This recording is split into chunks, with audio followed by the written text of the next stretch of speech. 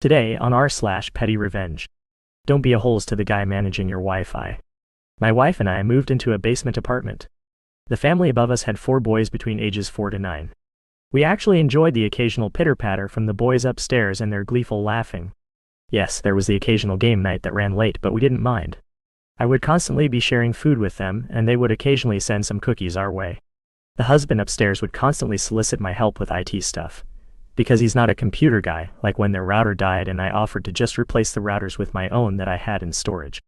Everything was great between us and them, until it wasn't. It's important to note that the wife upstairs was the landlord's daughter. It's also important to note in our rental contract we were guaranteed in point-blank no uncertain terms that we would get quiet enjoyment after 7 p.m.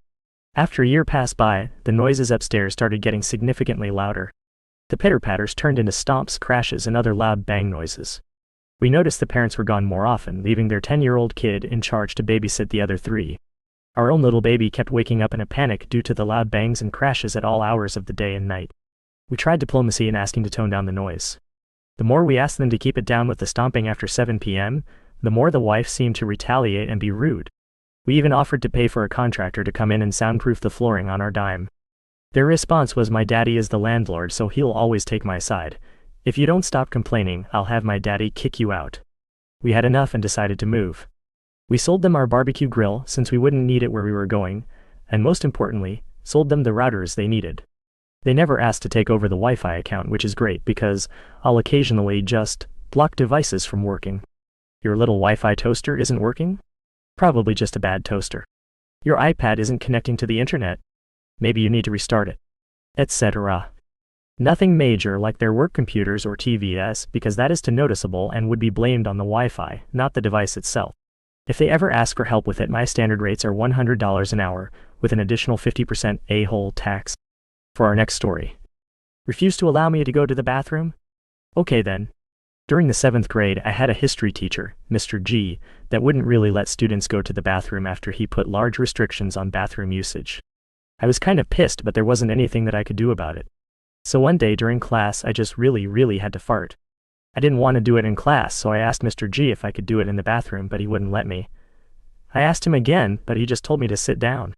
Little old me was pretty mad that my teacher was putting restrictions on my bladder. I was so mad that I did as he told me to. However, before I did, I asked him one more time and he still dismissed me, so I went to my desk and then I farted. It was glorious. It was the most gaseous and loudest fart I had ever let out, and after I farted, people had to cover their noses with their shirts because it was so smelly. Even Mr. G did, and everyone in the room was so disgusted by what just transpired. Afterwards, with a smirk on my face, I turned to Mr. G and asked him again if I could go to the bathroom. He then blushed and said I could. And after that day, during next period, he lifted the restrictions. Let's dive into our next story. Steal my stuff, I'll steal your door. A friend of mine had issues with one of his neighbors. They were noisy, continuously drunk or stoned. Believed they were untouchable, stole really minor things like potted plants, bins, benches, garden furniture, basically anything that was easily moved and not screwed down. After many times of lifting the fence panels up and taking back the items that they took, he got annoyed with the balls on them and the lack of any real police response. Middle of the summer, they had a habit of having parties, loud music till all hours, and generally scum roaming around the local area causing trouble. My mate had nipped home during his break and noticed that the front door was open and one of the parties was going on in the rear of the house. At that time, he worked as a day laborer for independent carpenter. A plan was hatched. They opened the rear doors of their plain white van. He ran over with the impact driver and proceeded to remove the screws from the hinges and steal the door and throw it in the van and drive off. Plan accomplished, they dumped the door in an on-site skip. When he returned that evening, the door was still missing. Was replaced the next morning with a pallet with a mattress stuck behind it. Eventually, someone probably stole a piece of chipboard and that was screwed in place. On to the next story. I've been feeding fish away from someone's fishing spot. I got a dog and my dog likes to swim. We have a park nearby with a dedicated area for dogs, including a pond, the dog pond, which is connected to other ponds through ditches and the likes. My dog is a bit of a coward. He won't jump in the deep end, he needs a slope. There's 2 slopes, one on either side of the pond. The pond is about 30 meters across. We've been getting our rare days of sunshine for the past weeks, so that means people who fish go fishing. I already judge inflicting pain on animals as a weird hobby, but I don't own the park, so not a lot I can do. Now there's these 3 old-timers, late 60s, early 70s, who've been fishing in the dog pond for the past 5 years whenever the temperature gets above 25 degrees C. I leash my dog so he won't bother them, tell them good day, walk around, and let him swim on the other side. 5 years never been a problem. Last week, Monday, I'm doing that exact same thing. One of them starts shouting, "You can't do that, we're fishing." First I ignored, then I shouted back, then it turned to a verbal altercation where one of them threatened to hook my dog, and I threatened to sink his boat. They have this really cool GPE's boat. They didn't like that and threatened with physical violence, at which point I de-escalated and went my way. Had a few laughs about it on the way home, didn't think it was too serious. Boomers with attitude. Very next morning, both slopes on the dog pond were littered with fish hooks. 1,000 of them, both in the water and the surrounding area. I called the municipality and they cleaned it up the same day. I explained about the altercation, but there's nothing they could do. Called the police, but unless I want to report the physical threats, there's nothing they could do. So then I started reading up on fish species and their habits, and this guy in the store been schooling me. Now every night I spend half an hour prepping the best food these fish have ever eaten. Germinating corn, soaking tiger nuts in tuna extract, and making caramel vanilla salmon worm balls. The last ones are particularly tricky cause you need the right consistency and they can't have lumps. Took me a few days of testing. So for about 10 days I've been making these feeding grounds for different fish species at their favorable spots, everywhere in the park, but the old men's fishing spot, hopefully keeping them away. I don't even know if it does anything. My girlfriend keeps saying, if you'd spend half the time you spend on this on something useful could be done, but I am delighted with myself, and will continue to do so until the temperatures drop, and I'm already contemplating next year. Our last story for today. Got my college roommate to move out by watching corn in front of her and her friend. This all took place back when I, 31 female, was a freshman in college. I went to a university out of state and was excited to be out on my own for the first time. There were different styles of dorms, and the older, more janky buildings were geared towards certain specific interests. For example, the dorm I chose to be in was the outdoor adventure dorm, for people who were into stuff like hiking, canoeing, climbing, outdoor adventure type stuff. So I thought it only fair to assume I was going to end up with a roommate who was also into fun adventure type stuff. Boy, was I wrong.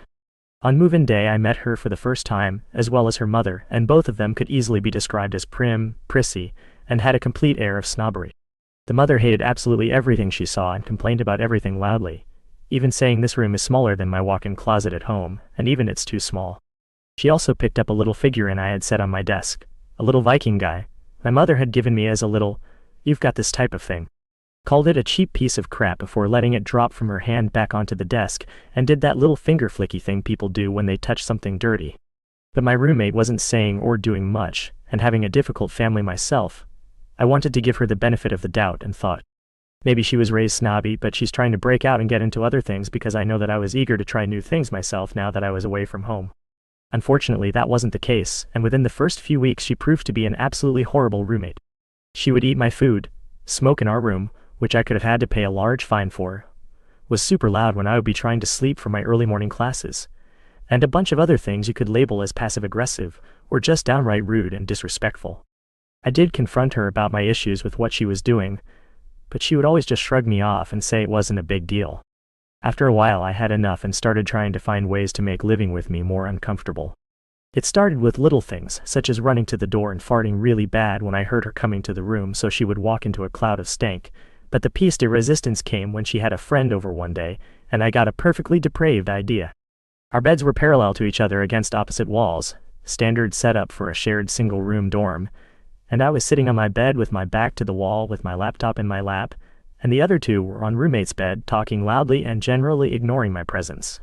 I had a pair of really nice Skull Candy headphones, the kind that when you crank them all the way up can practically be used as speakers, so even when I had them on people could clearly hear whatever I was listening to unless the volume was turned way down. So I cranked the volume and pulled up Pornhub and found a random video of a very loud Asian woman getting railed, and her screaming and moaning was extremely audible through my headphones. I minimized the window so it was playing in the background, and I was just scrolling Facebook with a totally straight face. It took them a second to register what they were hearing, but as soon as they realized what it was, they became visibly uncomfortable. They tried to keep their conversation going, but after just a few minutes they left to go to the friend's dorm instead. 3 days later she told me she was moving out and getting an off-campus apartment with friends, and I had the room all to myself for the whole rest of the year, which was great because this all happened just 6 weeks after move-in, and I got to enjoy all the advantages of having a room to myself. I got a lot of fun stories out of my college days, but that will always be one of my favorites. And those are all the stories we have for today. See you tomorrow.